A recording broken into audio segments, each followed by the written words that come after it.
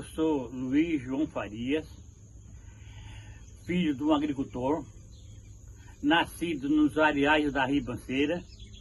Nós sempre trabalhamos na roça, meu pai.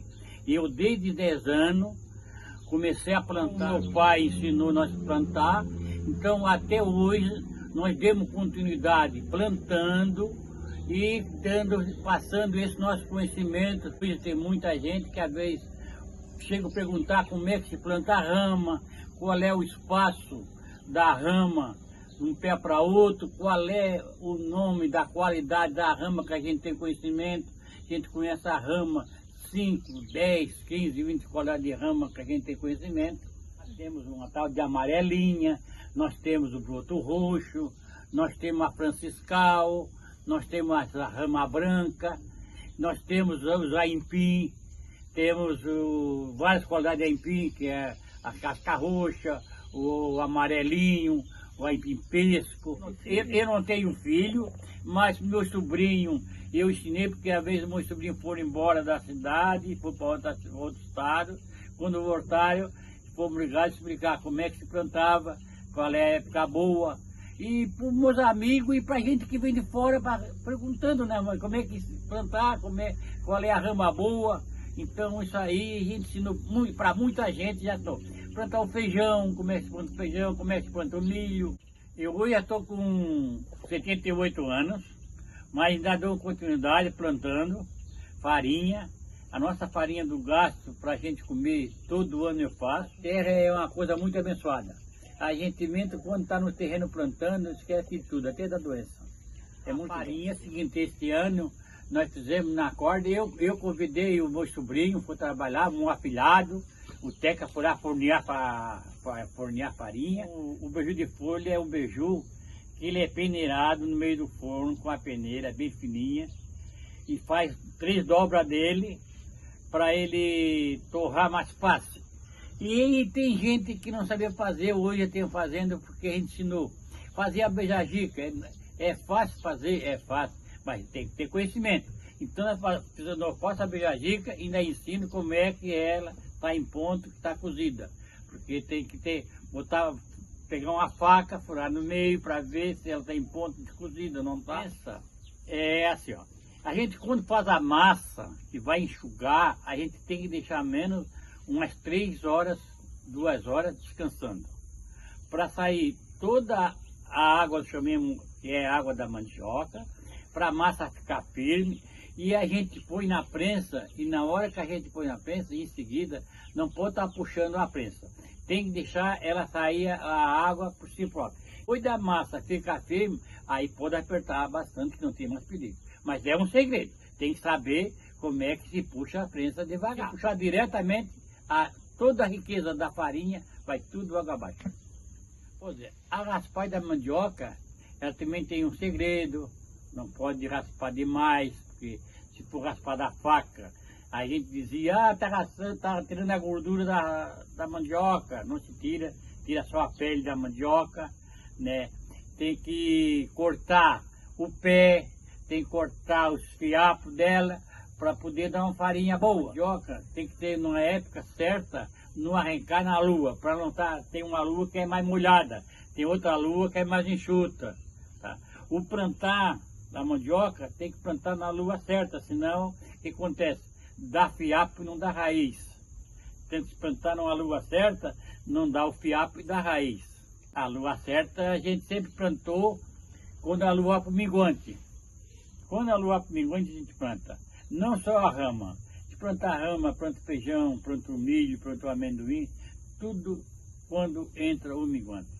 Tem que plantar a rama bem na flor da terra, com 2 centímetros de areia, porque a rama quer a caloria da terra. Quando você vai arrancar a mandioca está fácil de arrancar. E se você plantar muito fundo, a rama, ela dá força na rama, mas não dá raiz, porque a terra, e lá embaixo a terra é fria, e a rama é um tipo de uma planta que ela quer caloria. Então, desde a hora que ela recebe a caloria da terra, ela dá melhor, porque ela não se dá bem com a umidade da terra. Então, quando você quiser colher uma rama, uma mandioca boa, você não esqueça de você plantar na flor da terra, bom para dar raiz e boa para arrancar. Eu estou na roça, eu até chego a sentir o cheiro da terra, quando na época de plantar, o dia de plantar, a semana de plantar, a terra até me diz qual é o dia bom para plantar, porque ela ensina a gente. Quem gosta, a farinha, quando você vai moer ela, a massa, para moer mandioca, fazer a massa, tem um segredo. O cevador tem que ter uma bitola certinha. Se botar muito gradeiro, a massa sai meia grossa. Então tem que ter uma quantia certa. Se é 1 centímetro, meio centímetro, tem que ser regulado para sair uma massa bem fininha. Então desde a hora que a massa sai fina, a farinha sai boa. E se a massa sair grossa, a farinha sai grossa. De primeiro, o meu pai tinha que engenhar boi, então cevava com chapa.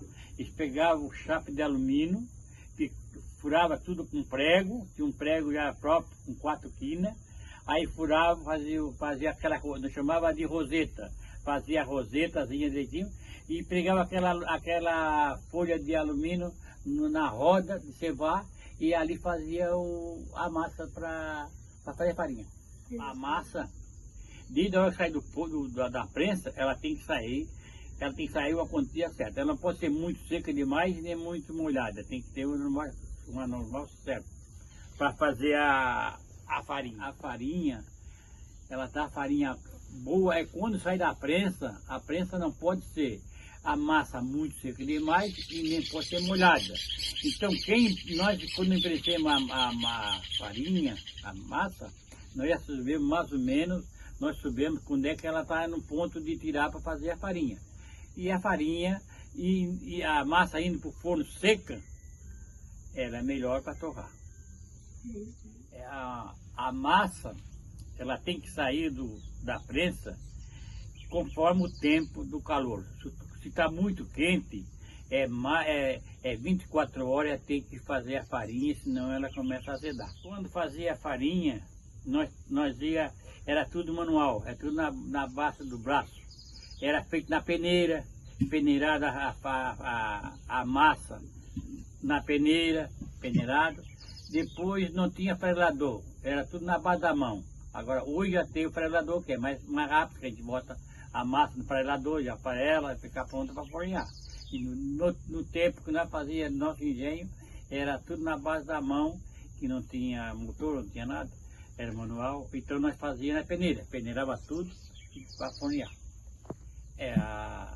A farinha que nós fazíamos no forno, ela era queimada com a própria lenha que a gente onde plantava.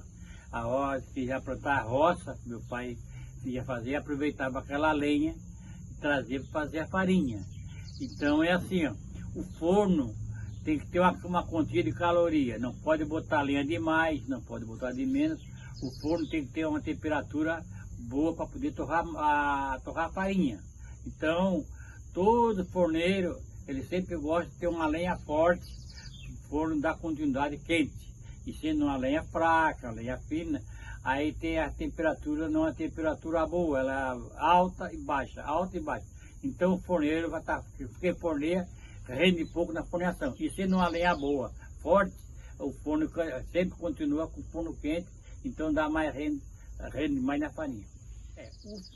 Porque a gente quando forneia a farinha, nosso conhecimento só no começar a terminar aquela fumaça que sai da massa e vai terminando, a farinha começa a sentir, dar um cheiro na farinha.